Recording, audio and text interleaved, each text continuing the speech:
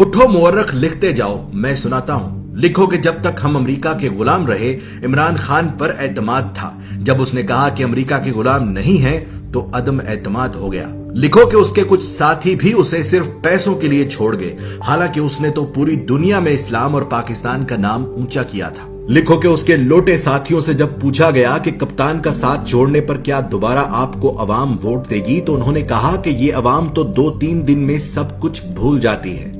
लिखो कि तारीख में पहली मर्तबा अदम एतमाद आया, और वो भी उस वजीर आजम पर जिस पर कोई करप्शन का इल्जाम तक नहीं था। लिखो कि जावेद लतीफ नामी नून लीगी रहनुमा ने सरेआम टीवी चैनल पर कहा कि हाँ, हमने पैसे देकर MNAs खरीदे हैं, और ये सुनकर भी इलेक्शन कमीशन नामी मुकद्दस गाय सोई रही। लिखो कि जहां एक निकाह मनसूख करने के लिए भी जज वजह पूछता है, वहां 22 करोड़ आबादी के मुल्क के वजीर आजम को हटाने की वजह न किसी जज ने पूछी, न किसी इलेक्शन कमीशन ने। लिखो कि जहां रिश्वत गुनाह कबीरा में आती है, वहां पैसे और ओहदों के लिए MNAs ने डायरेक्ट बोलियां लगवाई। लिखो कि जब इमरान खान ने पाकिस्तान को आजाद करना चाहा, तो उसे झुकाने के लिए सारे सियासतदान मिल गए। लिखो कि इलेक्शन कमीशन ने हमेशा इमरान खान की हुकूमत के खिलाफ फैसले किए, लेकिन वो फिर भी मुकद्दस ही रही। उसने अमीन अली गंडापुर के भाई को सिर्फ अपने हलके में जाने पर नाअहल कर दिया, लेकिन MNAs को खरीदने पर बिल्कुल सोई रही। लिखो कि ईमान की इस खरीदो फरोख्त ने फिर से उस अमरीकी को सही साबित कर दिया जिसने कहा था कि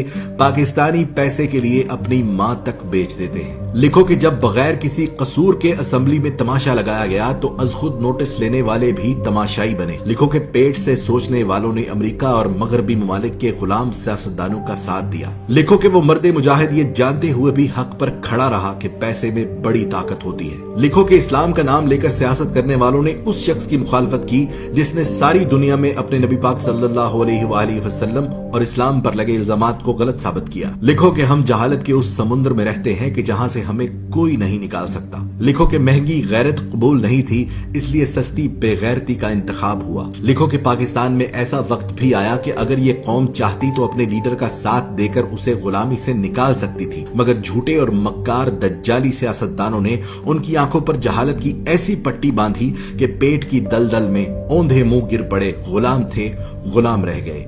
गुलामों के लिए अच्छी खबर यह है कि अल्लाह ने इस कौम पर तरस खाकर एक बहादुर लीडर दिया जो उनकी गुलामी की जंजीरें तोड़ना चाहता है। पर इस कौम ने कहा कि मैं अमेरिका और मगरिब का गुलाम था और रहूंगा।